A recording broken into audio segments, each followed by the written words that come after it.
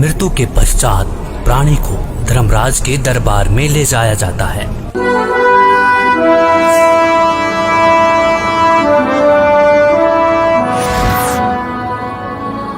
पृथ्वीलोक पर प्राणी जैसा भी कर्म करता है उसका विवरण हर रोज धर्मराज के बही में ऑटोमेटिकली फैक्स हो जाता है।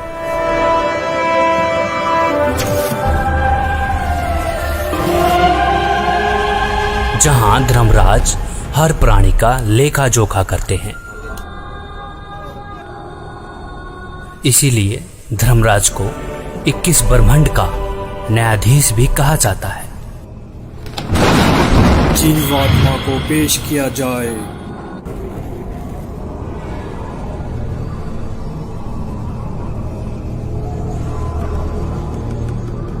इसने प्राय स्त्री के साथ दुष्कर्म और हत्या का पाप किया है, इसे नरक में डाला जाए।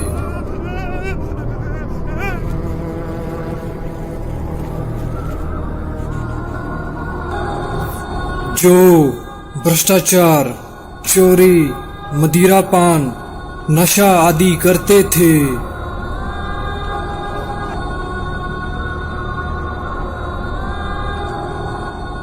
पर स्त्री के साथ दुष्कर्म।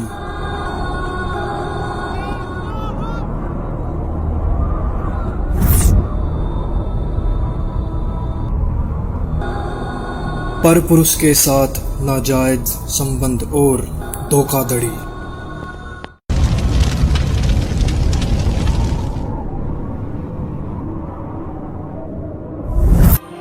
2 नंबर का काम करके कमजोर और असहाय लोगों का शोषण करना और मनुष्य के जीवन के साथ खिलवाड़ करना।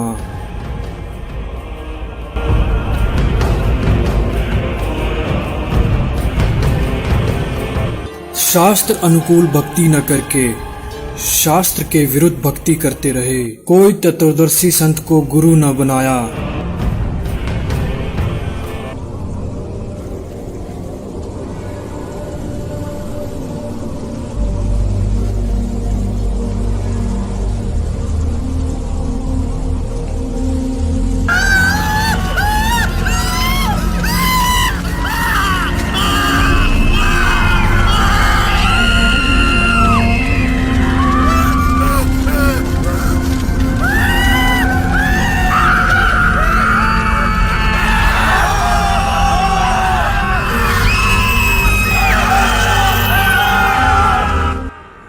परमात्मा ने कष्ट देखा और उसको आना पड़ेगा, शास्त्रों को खोलना पड़ेगा और इतिहास को फिर दोहराना पड़ेगा जो 600 साल पहले।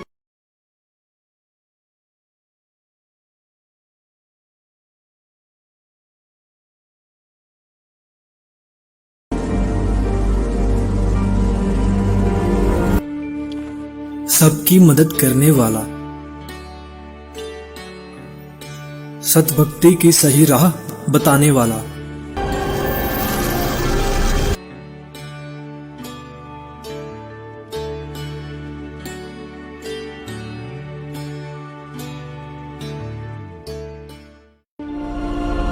बहुत सारी आत्माएं तत्व ज्ञान को जानकर सतलोक चली जाएंगी।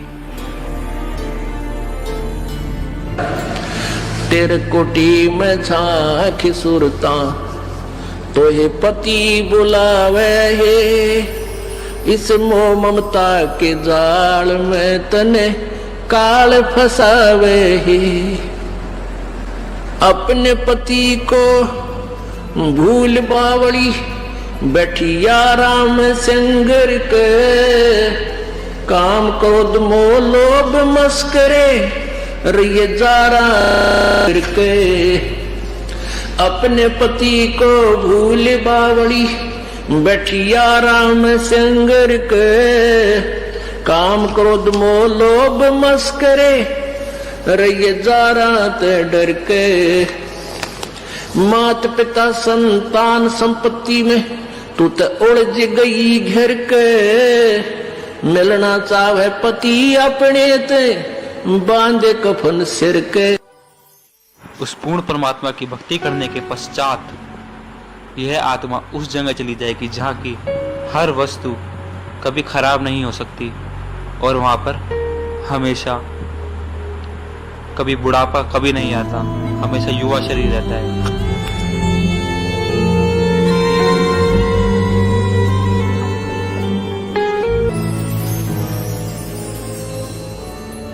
सतलोक में चल मेरी सुरता, हिम्मत ना लावे देरी, सच कहूं ना झूठ रती बरी, बात मान ले मेरी। सतलोक में चल मेरी सुरता, हिम्मत ना लावे देरी, सच कहूं ना झूठ रती बरी, तू बात मान ले मेरी।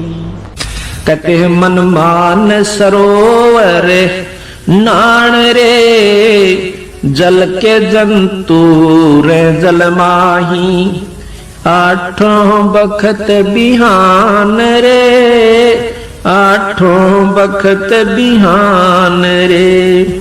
मन मान सरोवर नान रे, जल के जंतु रे जल माही, आठों बखत बिहान रे। कि भाई मन नो कहे मान सरोवर नहाया करे। ऊपर जो सरोवर है सतलोक की तरफ चलते हैं ना, इस मृत मंडल में भी 21 ब्रह्मांड के अंदर भी मान सरोवर है, इनसे ऊपर सतलोक में भी मान सरोवर है। कहते हैं मन मान सरोवर नान रे, जल के जंतु रे जल माही, आठों सतलोक जहाँ पे सतपुरुष साकार रूप में है, जो कि इस समय संत रामपाल जी महाराज के रूप में धरती पर अवतार लेके आ चुके हैं, जो कि हमें शास्त्रों के अनुसार भक्ति खोल के बता रहे हैं, शास्त्रों में उंगली रख के बता रहे हैं। जब ये शरीर छोड़कर जाता है तो परमात्मा के दरबार में जब इससे अकाउंट लिया जाता है तो ये क्या कहता है, भगवान मेरे को पता नहीं लगा, मुझे ज्ञान नहीं हुआ कि मुझे क्या करना चाहिए था, भक्ति करनी चाहिए थी या नहीं थी। तो परमात्मा उलाहने में नहीं रहते, परमात्मा ये भी कसर नहीं छोड़ते। प्रत्येक गांव में, प्रत्येक नगर में, पूरी पृथ्वी पर कोई भी प्राणी ऐसा नहीं जो इस बात से अपरिचित हो भगवान की भक्ति करनी चाहिए, परमात्मा ने याद करो। यानी किसी ना किसी के मुख से उसने अवश्य कहवाया वह भगवान की भक्ति करनी चाहिए, परमात्मा ने याद करवाई। कोई गलती करता है, पाप कर रहा है, भाई भगवान से डर, मालिक ने याद करे। यानी इस तरह की प्रेरणा प्रत्येक प्राणी तक मालिक ने पहुंचा रखी होती है।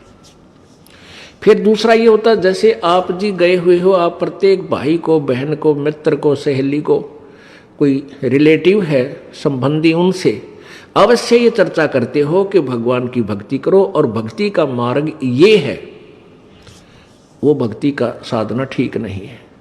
तो भले ही वो नहीं मान रहे हैं तो उनका दुर्भाग्य है। जब वो सच्चे दरबार में जाकर खड़े होंगे उनका कोई पुण्य उनके साथ होगा नहीं, क्योंकि भक्ति शास्त्र विरुद्ध है। गीता जी अध्याय नंबर 16 के श्लोक नंबर 23 में कहा कि अर्जुन, शास्त्र विधि को त्याग कर जो मनमाना आचरण करते हैं, मनमाने आचरण का अर्थ है जो अपनी मर्जी से लोक वेद के आधार पर, सुनी सुनाई कथाओं के आधार पर, ज्ञान के आधार से पूजाएं करते हैं, वो मनमाना आचरण कहलाता है, जो वेदों और गीता में वर्णित नहीं है। जो शास्त्र विधि को त्याग कर मनमाना आचरण करते हैं उनकी ना तो कोई सिद्धि होती है, ना उनकी गति होती है, ना कोई सुख होता है, यूजलेस।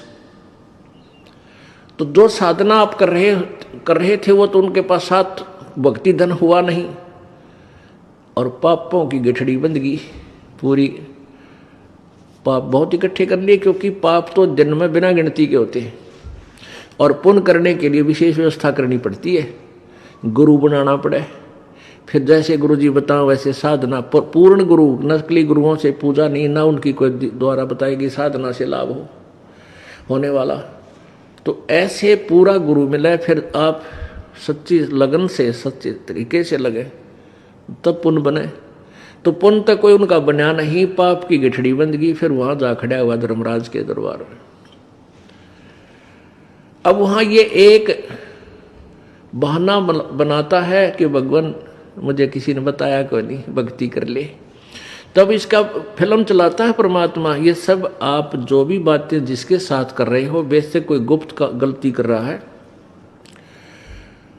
तो वो भी फिल्म बनकर भगवान के दरबार में पहुंच जाती है और एक आपके अंतःकरण में, आपके कंप्यूटर में ऑटोमेटिकली फीड हो जाती है।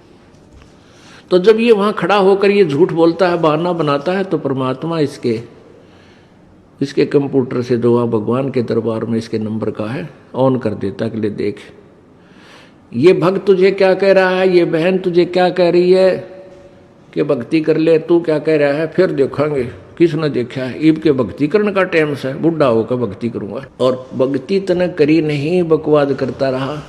फिर ये कैसे कह रहा है कि मेरे को किसी ने बताया नहीं। फिर ये यूं कर ले है, नीची गर्दन।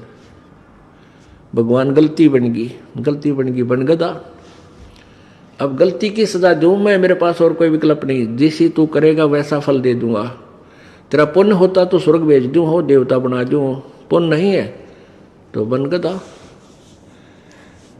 फिर ये कहता माफ करो भगवान, माफ करो परमात्मा। फिर धर्मराज कहता जब तुझे मनुष्य शरीर कभी प्राप्त हो तब तू भक्ति करना भाई, अब कुछ नहीं बना, जाइए।